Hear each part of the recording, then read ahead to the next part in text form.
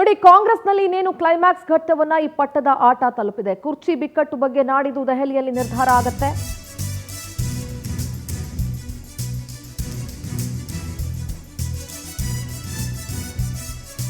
ಸಿದ್ದರಾಮಯ್ಯ ಡಿಕೆಶಿಗೆ ಯಾವುದೇ ಕ್ಷಣದಲ್ಲಿ ಬೇಕಾದರೂ ಹೈಕಮಾಂಡ್ನಿಂದ ಬುಲಾವ್ ಬರಬಹುದು. ನವೆಂಬರ್ 30ಕ್ಕೆ ಸೋನಿಯಾ ರಾಹುಲ್ ನೇತೃತ್ವದಲ್ಲಿ ಸಂಧಾನ ನಡೆಯುವ ಸಾಧ್ಯತೆಗಳು ಕೂಡ ಇದೆ.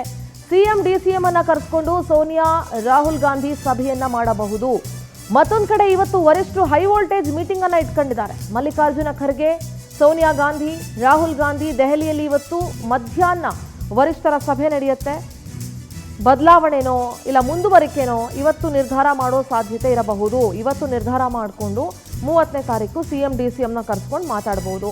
ಸಿಎಂ ಡಿಸಿಎಂ ನಡುವಿನ ಹಗ್ಗ ಜಗ್ಗಾಟಕ್ಕೆ ಬ್ರೇಕ್ ಬೀಳುತ್ತಾ ಅಂತ ಕಾಂಗ್ರೆಸ್ಸಿಗರೇ ಕಾಯ್ತಾ ಇದ್ದಾರೆ. ಈ ಗೊಂದಲ ನಿವಾರಿಸ್ಬಿಟ್ರೆ ಸಾಕು. ಈ ಗೊಂದಲದಿಂದ ಪಕ್ಷಕ್ಕೆ ಅವಮಾನ ಆಗ್ತಾ ಇದೆ, ಪಕ್ಷದ ವರ್ಚಸ್ ಕಡಿಮೆ ಆಗ್ತಾ ಇದೆ, ಎಲ್ಲೊಂದು ಕಡೆ ಪಕ್ಷಕ್ಕೆ ಮುಜುಗರ ಉಂಟಾಗ್ತಾ ಇದೆ ಅಂತ ಕಾಂಗ್ರೆಸ್ ಪಕ್ಷದ ಒಂದಷ್ಟು ಜನ ನಾಯಕರು, ಕಾರ್ಯಕರ್ತರು ಎಲ್ಲರೂ ಕೂಡ ಹೇಳ್ತಾ ಇದ್ದಾರೆ.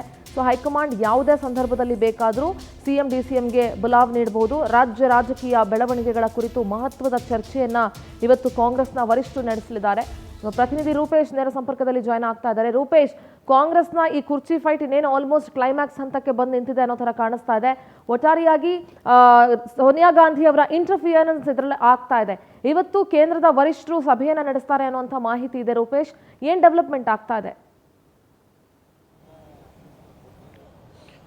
ಸಿಂಧೂರ, ಪ್ರಮುಖವಾಗಿ ರಾಜ್ಯದಲ್ಲಿ ಈಗ ಸಾಕಷ್ಟು ಜಟಾಪಟಿ ಆಗ್ತಿರೋದು ಸಿಎಂ ಬದಲಾವಣೆ ವಿಚಾರ. ಅದೇ ರೀತಿಯಾಗಿ ಮೊದಲು ಕಾಂಗ್ರೆಸ್ನಲ್ಲಿ ಬಣ ರಾಜಕೀಯ ಅಂತಿತ್ತು. ಅದಾದ ಬಳಿಕ ಸಿಎಂ ಡಿಸಿಎಂ ಫೈಟ್ ಅಂತೇಳಿ ಆಯಿತು. ಅದಾದ ಬಳಿಕ ಸಿಎಂ ಆಪ್ತರು, ಅದೇ ರೀತಿ ಡಿಕೆ ಆಪ್ತರು ಎಲ್ಲರೂ ಕೂಡ ಒಂದಿಷ್ಟು ವಾಕ್ಸಮರ ನಡೆಸಿದ್ರು.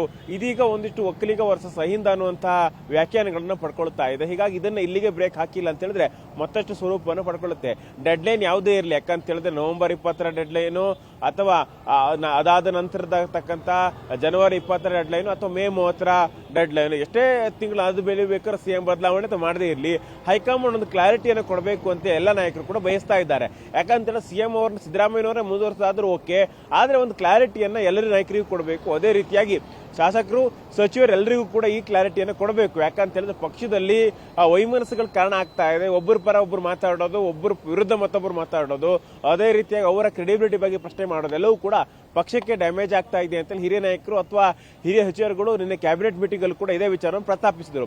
ಹೀಗಾಗಿ ಹೈಕಮಾಂಡ್ಗೆ ಅನಿವಾರ್ಯತೆ ಇದೆ, ತುಂಬಾ ಡಿಲೇ ಮಾಡಿದ್ರೆ ಆಗೋದಿಲ್ಲ. ಹೀಗಾಗಿ ಒಂದೆರಡು ದಿನಗಳಲ್ಲಿ ನಿರ್ಧಾರ ತೆಗೆದುಕೊಳ್ಬೇಕಾಗುತ್ತೆ. ಹಾಗಾಗಿ ಇವತ್ತು ಹೈಕಮಾಂಡ್ನ ವರಿಷ್ಠರು ಒಂದು ಸಭೆಯನ್ನ ಮಾಡ್ತಾರೆ. ಸಭೆಯಲ್ಲಿ ಒಂದಂತೂ ನಿರ್ಧಾರಕ್ಕೆ ಬರ್ಬೋದು. ಯಾಕಂತ ಹೇಳಿದ್ರೆ ಎಲ್ಲಾ ಫೈನಲ್ ಆಗುತ್ತೆ ಅಂತಲ್ಲ, ಫೈನಲ್ ಆಗೋದು ಸಿಎಂ ಸಿದ್ದರಾಮಯ್ಯ ಅದೇ ರೀತಿ ಡಿ ಕೆ ಶಿವಕುಮಾರ್ನ ದೆಹಲಿಗೆ ಬುಲಾವ್ ಕೊಟ್ಟು ಅಲ್ಲಿ ವಿಚಾರವನ್ನ ಫೈನಲ್ ಮಾಡ್ತಾರೆ. ಆದ್ರೆ ಏನೇನು ಮಾಡಬಹುದು, ಸಾಧ್ಯತೆಗಳೇನು, ಯಾಕಂತ ಹೇಳಿದ್ರೆ ಒಂದಷ್ಟು ಜನರ ಅಭಿಪ್ರಾಯವನ್ನು ಕೂಡ ಹೈಕಮಾಂಡ್ ನಾಯಕರುಗಳು ಕೇಳ್ತಾರೆ.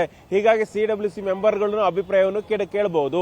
ಹೀಗಾಗಿ ಏನೇನು ಮಾಡಬಹುದು, ಡಿ ಕೆ ಶಿವಕುಮಾರ್ ಸಿಎಂ ಮಾಡಿದ್ರೆ ಹೇಗೆ, ಮಾಡದೇ ಇದ್ರೆ ಹೇಗೆ, ಸಿಎಂ ಬದಲಾವಣೆ ಮಾಡಿದ್ರೆ ಏನು ಸಮಸ್ಯೆ ಆಗುತ್ತೆ, ಸಿದ್ದರಾಮಯ್ಯ ಬದಲಾವಣೆ ಮಾಡಿದ್ರೆ ಏನು ಸಮಸ್ಯೆ ಆಗುತ್ತೆ, ಈ ಎಲ್ಲಾ ಸಾಧ್ಯತೆಗಳ ಮೇಲೂ ಕೂಡ ವರ್ಕೌಟ್ ಮಾಡಬೇಕಾಗುತ್ತೆ ಹೈಕಮಾಂಡ್. ಅದೇ ರೀತಿಯಾಗಿ ಸಿಎಂ ಆಪ್ತಿಗೂ ಕೂಡ, ಯಾಕಂದ್ರೆ ಡಿ ಕೆ ಶಿವಕುಮಾರ್ ಸಿಎಂ ಮಾಡೋದಾದ್ರೆ ಸಿಎಂ ಆಪ್ತಿಗೆ ಒಂದು ಕಾಂಪೋಸೈಟ್ ಮಾಡ್ಕೊಡ್ಬೇಕಾಗುತ್ತೆ, ಡಿಸಿಎಂ ಹುದ್ದೆಯನ್ನು ಸೃಷ್ಟಿ ಮಾಡಬೇಕಾಗುತ್ತೆ.